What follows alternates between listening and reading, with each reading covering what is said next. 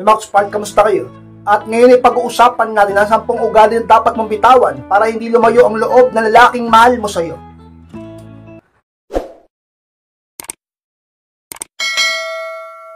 At kung handa na kayong lahat, masata po tayo at muli, be inspired!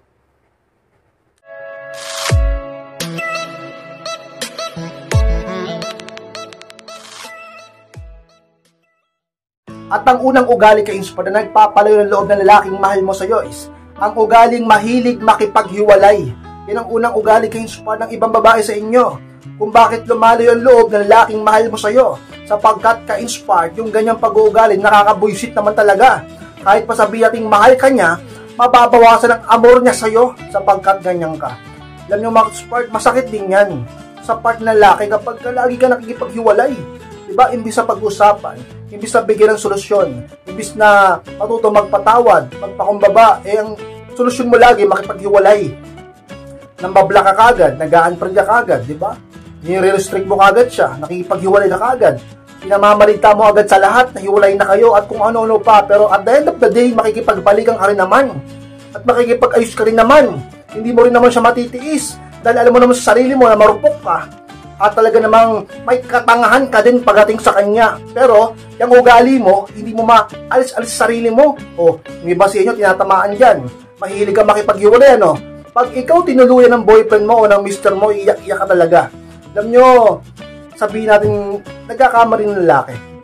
May mga pagkakamali siya, may mga kasalanan siya, pero, diba, dapat pinag-uusapan. Mauunawaan ko kapag sobra-sobra na.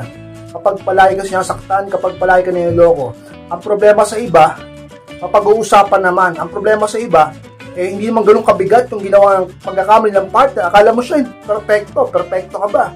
Diba? Hindi mo sa pinagtatanggol kay mga kalakihan, kay inspired, pero yung iba kasing babae, hilig rin makipaghiwalay. Pero totoo, hindi rin naman kaya. Diba? At kung kaya mo naman, marami rin naman nasisira. Ang inyong relasyon na matagal yung pinaghirapan. Ang inyong mga anak, paano na? Ang mga sabihin natin, mga napundar nyo, mga pangarap nyo, mga plano nyo, dahil lang sa emosyon mo, masyado kang naging emosyonal, mataas ang emotional level mo, ang ginawa mo kagad solusyon, hiwalay. Huwag kang ganyan ka-inspired. Ang dami ng dumang lalaki sa buhay mo. Hindi ka ba nagsasawa kung sino-sino ng lalaki dumang sa buhay mo, papalit-palit ka dahil mahilig ka makipaghiwalay? Dapat ka-inspired kung may problema pag-usapan. Pero siyempre, dapat maging matalino ka rin kasi sa pagpili. Para hindi puro hiwalay. Maging matalino sa pagpili, hindi porket pogi, hindi porket macho o mayaman, yun na. Dapat matuto kang kumilatis, alamin mo kung mabuting tao ba o mabait ba yung lalaki na yan. O baka naman ang problema naman ay sa'yo naman, baka napaka-toxic din ng ugali mo, pangit din ang ugali mo. Lahat ng problema ay mo solusyon kay inspire. Yung iba kasi, yun kagad ang naisip nang bablak agad o kung ano man. Huwag ganyan kay inspire. Sa mga ugaling dapat mong bitawan. Diba, yung mahilig, yung ugaling mahilig makipaghiwalay. Tapos sa bandang huli, ikaw rin naman mag-ahabol. O sabihin ng iba hindi. Pero yung iba, ganyan yung ginagawa. Ka-inspired, huwag kang ganyan. Huwag mo saktan ang sarili mo, ang puso mo, at huwag mo rin siyang saktan. Ka-inspired. Pangalawang ugali ka-inspired na dapat mong tanggalin o bitawan upang hindi lumayo ang loob na lalaking mahal mo sa iyo is ang ugaling sobra-sobra kung magmahal. Yung pangalawang inspired. Na ugali ng isang tao, ng isang babae, dahilan kung bakit lumalayo ang loob ng partner niya sa kanya. Ka-inspired, lalo yung loob ng boyfriend ko sa akin o ng asawa ko pag sobra ko siyang minahal. Alam niyo mga ka-inspired, kahit siya naman di niya maintindihan yan Lahat tayo hindi natin maintindihan kung bakit, kung minsan, kung sino pa yung nagmamahal sa atin ng sobra, ay hindi natin masyado nakikita ang halaga. Oo, nakikita natin ang value niya. Pero sa totoo lang, kung minsan, hindi natin nakikita yon.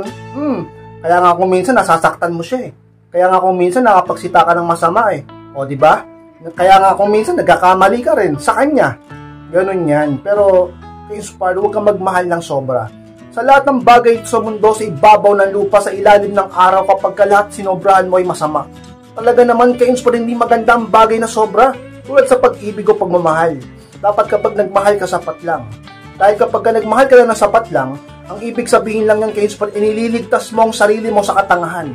Kapag nagmahal ka lang ng sapat, ibig sabihin lang yan, iniligtas mo ang sarili mo sa hinanakit ng damdamin ka-inspired. Kapag nagmahal ka lang ng sapat, ang ibig sabihin lang yan, iniligtas mo ka-inspired.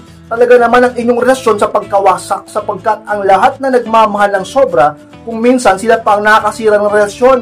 Sapagkat kung minsan yung partner nila ay nawawala ang loob sa kanila dahil natitigil ang paghahabol, nawawala ang takot, nangingibabaw ang pride, at talaga namang ka-inspired lumalaki ang ulo ng partner. Dapat turuan mo siyang ka-inspired, huwag lumaki ang ulo niya sa pamamagitan ng mahalin mo lang siya ng tama. Kasi pag minahal mo siya ng sobra, lalaki ang ulo niyan. Mapapansin man niya ito o hindi, mahahalata man niya ito ng hindi sa sarili niya, lalaki ang ulo niyan, ma-spoil dyan sa'yo.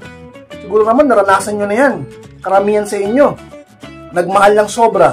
Ngayon ka-inspired, nung hindi mo na mabigay yung pagmamahal na sobra, nagbago din siya. O sabihin natin ka-inspired na naghanap din siya ng iba sa sobrang pagmamahal mo.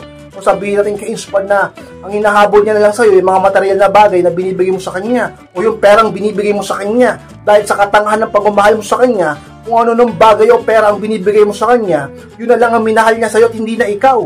Dahil sa sobrang pagmamahal mo, nakukuha niya ng lokohin ka, sapagkat alam niyang hindi mo siya kayang iwan. Dahil sa sobrang pagmamahal mo, ka-inspire talaga naman, nagagawa ka niyang pagsalitaan ng masakit na salita sapagkat alam niyang marupok ka sa kanya. Talaga ng sobrang pagmamahal mo, nagagawa niya, ka-inspire, na paulit-ulit kang saktan at lokohin sapagkat alam niya na nandiyan ka lang para sa kanya. Pero kung ipapakita mo, ka-inspire, na sapat lang ang pagmamahal mo, na pwede mo pa rin siyang iwan, na pwede ka pa rin mawala, ang lalaki hindi magmamalaki sa'yo. At mamahalin na papahalagahan ka niya sapagkat pwede kang mawala. Dahil sapat lang ang pinapakita mong pagmamahal. Yan ang isa mga ugali ng babae, ka-inspire, dapat mong bitawan. Ang sobra-sobra kong magmahal upang hindi lumayo ang loob ng laking mahal mo sa'yo. At sa katagalan, ka-inspired, ma-realize niya na may halaga ka talaga sa buhay niya at palagi ka pa rin niyang mahalin sa inyong relasyon, ka-inspired. At nung ugali, ka-inspired, na babae na dapat mo nang bitawan upang hindi lumayo ang loob ng part ng lalaki sa iyo is ang pagiging bungangera. Yung pato, ka-inspired. Yung patong dahilan kung bakit lumalo yung loob ng lalaking mahal mo sa iyo. Karamihan sa inyo, o yung iba sa inyo, ay sobrang bungangera. Alam ko, sa tabi ng iba, ka-inspired, babae kami. Ganyan talaga ang babae, ganon-ganon. Ka-inspired. So, sabihin natin, dahil sa pagiging bungangera mo, dahil dulot yan ng pagiging emosyonal. Pero ka-inspired yung iba sa inyo, nasa tamang pag-iisip na rin naman. Pinapairal nyo lang kasi laging inyong emosyon kaysa inyong utak. Diba? Mas pinapairal ang damdamin kaysa sa pag-iisip ng mabuti. Dahil sa emosyon na yan, nagiging bungangera ka. Dahil sa emosyon na yan, nakapagsita ka ng masakit sa partner mo, dahilan kung bakit lumalo yung loob niya sa'yo. Napapahiya pa siya sa mga tao. Natatapakan mo pa ang pagkalalaki niya. Naririndi pa ang tenga niya sa'yo. Bumababa pa ang tingin niya sa'yo. Dahil sa pagiging ganyan mo. Sa tingin mo, pagiging bungangera, pagiging class yan? Klase ka ba pag ganyan? High value ka ba pagka ganyan? Talaga naman ka-inspired, kaibig-ibig ka ba pagka ganyan? Babaeng babae ka ba pag ganyan? May feminine energy ka ba pag ganyan? Tingin mo hindi ka niya lalalan pagka ganyan ka? Talaga naman huwag ka masyadong bungangero sapagkat ka-inspired. Nakakababay ng pagmamahal ng lalaki sa'yo. Sabihan ka-inspired, hindi yan totoo. O bakit? Kasi yung mister ko, yung boyfriend ko, lagi ko naman binubungangaan, mahal pa rin naman ako eh. Ngayon, tandaan nyo, ang isang mga sikreto sa mundo ay ang pagiging consistent. Consistency is the key. At kung diyan ka magiging consistent sa pagiging bungangera mo, consistent mo siyang bungangaan, consistent mo siyang pagsalitaan ng masakit na salita, consistent mo siyang sigawan, consistent kang bungangera sa kanya, darating ang panahon at pagkakataon. Oras lang ka-inspired ang hihintayin mo. Darating ang araw ka-inspired, mawawala din yan sa'yo. Maaaring mawala ng tuluyan o maghanap ng iba sapagkat hindi lang naman ikaw ang tao sa mundo at talaga namang ka-inspired, lalaki pa rin yan. Diba? Ngayon, itigil mo yung ganyang ugali mo. Upang ang lalaking mahal mo ay patuloy kang mahalin. Lagi kang ipagmalaki. Huwag mawala ang respeto niya sa sarili niya at sa respeto niya sa iyo. At palagi kayong magmahalan sa isang mga ugaling dapat mo nang bitawan. Ka-inspired ang pagiging bungangera upang hindi lumayo ang loob ng lalaking mahal mo sa iyo.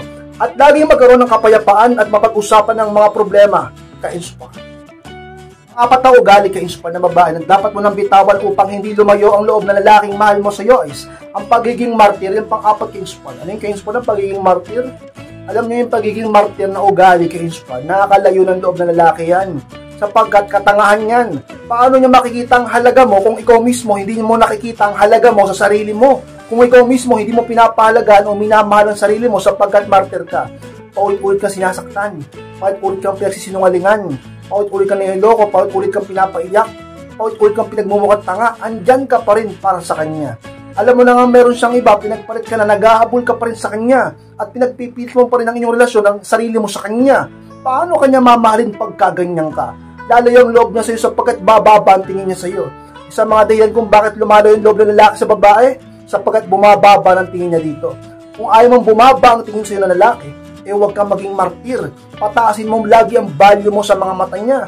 Ang attraction ng interest sa pamamagitan ng ka-inspired na huwag kang maghahabol. Dapat mahalin mong sarili mo, huwag kang martir. Kapag sobra-sobra na, matuto kang lumayo, dumistansya, mag-walk away, huwag magparamdam, mag-no contact rule, at mahalin ang sarili. Ipakita mo sa kanya na may pagkakamali siya. Iparamdam mo sa kanya na hindi ka maghahabol sa kanya. Ipaalam mo sa kanya na hindi ka takot na mawala siya. Ka-inspired, huwag kang martir upang hindi lalong lumayo ang loob ng laking mahal mo sa iyo at hindi bumaba ang respeto niya sa iyo, sapagkat hindi nire-respeto ang mga martir. At hindi ka ibig-ibig yan sa mga mata ng mga kalalakihan, yung pagiging martir, katangahan yan. O paano niya i-respeto kung tanga ka? Talaga naman ka-inspired sa mga bagay o ugali na baka meron ka o karamihan sa inyo, yung pagiging martir, dapat mo nang tanggalin yan. Dapat mo nang bitawan yan. Mahalin mong sarili mo. Umpisahan mo na ngayon upang hindi pa ulihin lahat. O kung huli man ang lahat, sa susunod mong pag-ibig, iba ka na. Diba? Ugali ng babae yung tapong bitawan, ng pagiging martir upang hindi lumayo ang loob ng tao sa'yo o ng lalaking mahal mo sa'yo, ka-inspire. Malimang ugali ka-inspire ng isang babae yung dapat mong tanggalin kung meron ka man upang hindi lumayo ang loob ng lalaking mahal mo sa'yo is yung ugaling hindi malambing, yung panlima ka-inspire. Talagang buti pa yung kambing, malambing sa, pero ikaw na tao, babae mong tao, hindi ka malambing sa partner mo. Ka-inspire, meron bang ganyan? Di ba? Kaya nga nakipagrelasyon, kaya nga nagmahal. Oo nga. Nakipagrelasyon, nagmamahal, pero may mga babae rin na hindi showy. May mga babae na hindi malambing. Totoo yan.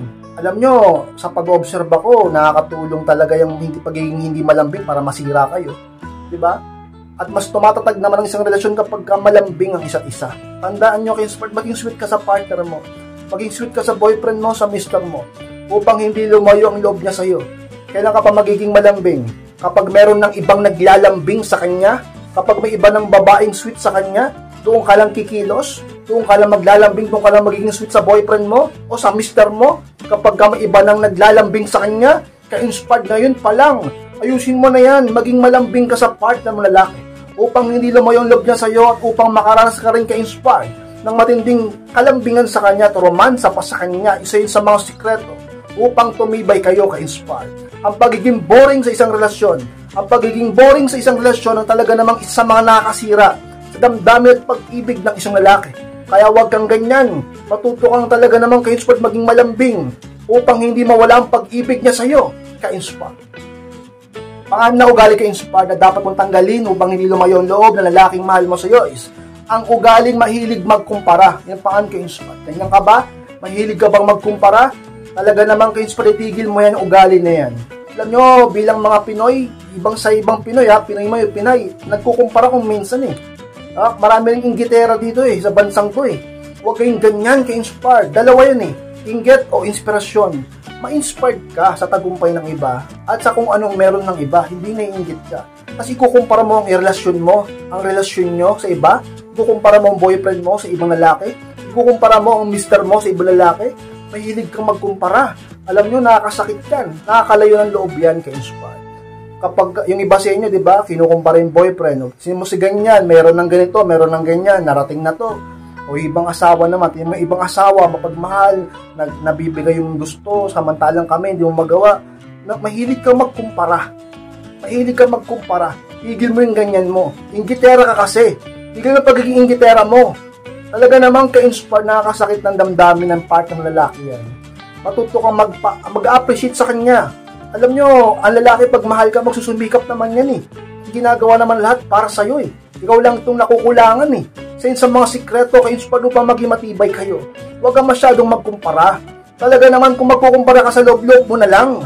Huwag yung magpaparinig mo pa sa kanya. O kahit na, kalimutan mo sa isip mo, huwag yung ganyang mahilig kang magkumpara. Sapagkat sa mga ugali ng isang tao, na dahilan kung bakit nilalayon siya ng iba. At ugali ng babae, dahilan kung bakit lumalayo ang loob ng lalaking mahal niya sa kanya. At nakakasira ng relasyon, ka-inspire. Pang-pitong ugali ka-inspired na talaga naman dapat mong tanggalin o bitawan upang hindi lumayo ang loob ng lalaking mahal mo sa iyo is pagiging burara at pabaya sa sarili. Pang-pito ka-inspired na ugali dapat mong bitawan. Ngayon, di ba? Alam mo, 2025 na, burara ka pa. 2025 na, pabaya ka pa sa sarili mo. Diba? Sabihin na, Ka-inspired, di ko na kailangan mag-ayos sapagkat may edad na ako, tsaka hindi man ako maganda, pinanganak ako sa mundo, di ako maganda. Tsaka hindi naman ako mayaman, wala pa akong budget mo maganda. Alam nyo, puro kayo dahilan. Iniisip nyo lagi dahilan. Ang laman ng utak mo, dahilan. Bukang bibig mo, dahilan. Puro excuses. Maghanap ka ng way. Maghanap ka ng paraan upang mabigyan ng solusyon yan. Sabi nga ni Albert Einstein, lahat ng problema may solusyon. Diba? Kasi isipin yan, katamaran na lang at kawalan na lang ng will o kagustuhan. Diba? Mag-self-improve ka. Huwag kang burara. Alagaan mo sarili mo sapagkat kapag nakita ng isang lalaki na burara ka, kapag nakita ng partner mo, ng lalaking mahal mo na pabaya ka sa sarili mo, ay talaga namang nakakadagdag yan upang lumayo ang loob niya sa'yo at humina ang attraction at mawala ang pag-ibig niya sa'yo sapagkat ganyan ka. At kabaliktaran naman ka-inspired kapag ang babae ay malinis sa paligid at sa sarili at hindi pabaya, maalaga sa sarili, maayos, nagpapaganda at talaga namang ka-inspired ginagawa lahat upang maging malusog at talaga namang kaakit-akit. Ang lalaking mahal mo ay magiging masaya sapagkat isa yun sa mga nagdudulot ng kasiyahan sa lalaki na malaman niya yung partner niyang babae ay nag-aalaga ng sarili niya. At kalungkutan naman at inis at kawalan ng respeto ang mararamdaman namin kapag yung girlfriend o misis namin ay pabaya sa sarili at burara pa. O halimbawa sa tahanan, isa kang babae, pagdating sa tahanan, yung mga gamit kalat-kalat at napakadumi pa. Sarili mo na lang kwarto, ang baho pa. Diba? Sa katawan mo na lang, hindi ka pa marunong. Kasi yung suot mo na lang, may amoy pa. Itigil mo yung mga ganyang bagay kay inspired babae ka. Matuto ka, sabihin, hindi ako marunong eh. Hindi ko nakasanayan eh.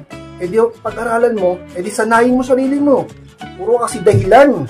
Kaya di tayo umasenso, puro kayo dahilan eh. Kaya hindi ka nag-i-improve, puro ka dahilan at katamaran mo kasi. Huwag kang burara, alaga mo sarili mo upang mas lalo kanyang mahalin. Dahil kung hindi mo bibitawan ng ganyang pag-uugali, pagiging pabaya sa sarili at burara, lalayo ang loob niya sa'yo. At maaari siyang maghanap ng iba. Kapag nakahanap siya ng higit sa'yo, dahil ganyan ka, hindi niya lalo makikita ang halaga mo at mas lalong mawawala ang pag-ibig niya sa'yo. Ka-inspire. Ang walong ugali ka-inspire na dapat mo nang bitawan upang hindi lumayo ang loob ng lalaking mahal mo sa'yo is yung palaging gusto palagi siya ang tama. Yung pangulo ka-inspire. Ganyan ka ba ka-inspire? Gusto mo palagi ikaw ang tama?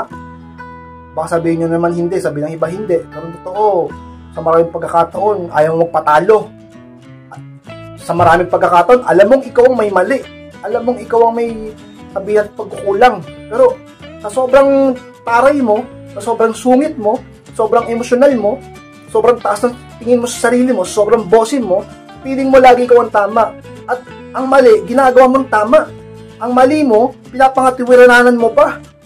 Feeling mo, ikaw ang nasa katwiran. At talagang dinudot-dot mo siya sa pagkakamali kahit wala mo siyang ginawang mali sa'yo. Diba? Sabi nga, kaya nagkakaroon ng pang-aasar sa mga babayan minsan na ang babae ito laging tama. Diba? Baka naman meron ka talagang tama sa utak. Ha? Dahil sa pagiging delusional mo. Alam nyo, mga ka-inspired, huwag kayong masyadong delusional. At huwag nyo isipin kayo lagi ang nasa tama. Alam nyo, hindi dapat ganyan. Kaya laging ganyan ang babae dahil pinapairan lagi ang emosyon.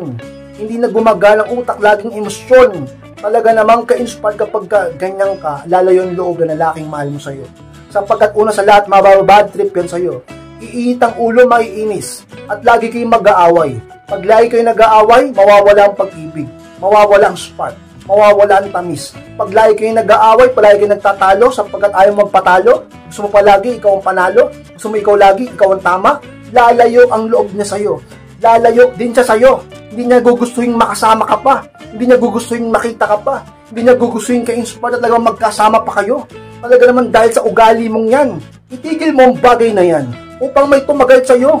Since sa mga ugali ka-inspire dapat mong baguhin o bitawan upang hindi lumayo ang loob ng lalaking mahal mo sa'yo o kung sino mang magiging karelasyon mo ka-inspire. Ang siyam na ugali ka-inspire na dapat mo nang bitawan upang hindi lumayo ang loob ng lalaking mahal mo sa'yo is ang ugaling pagiging mapagduda. Pang siyam ka-inspire. Mapagduda ka ba?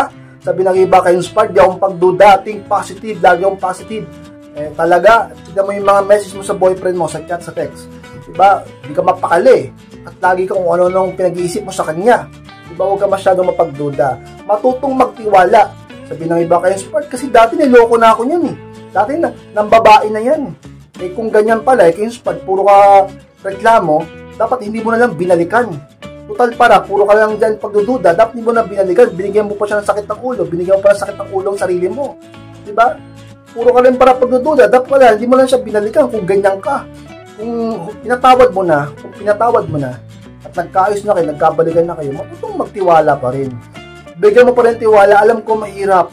Pero hindi mo naman hawak ang talaga namang oras niyan eh. Hindi mo sa lahat ng pagkakataon magkasama kayo.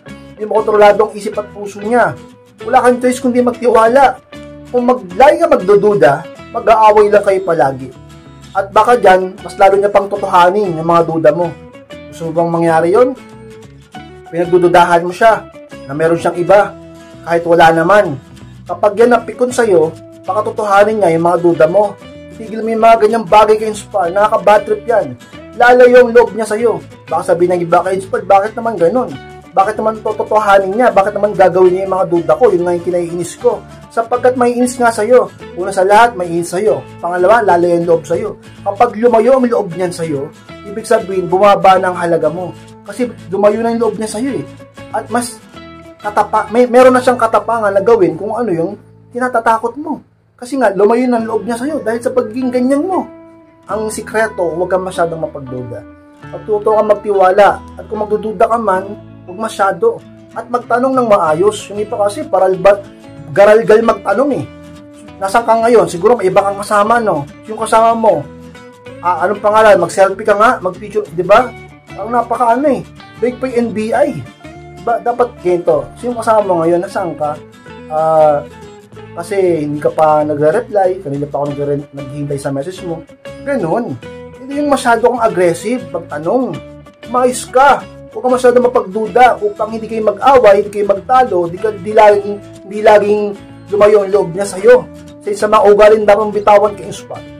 Upang ang isang lalaki hindi lumayo ang loob sa'yo at lagi ka pa rin mahalin.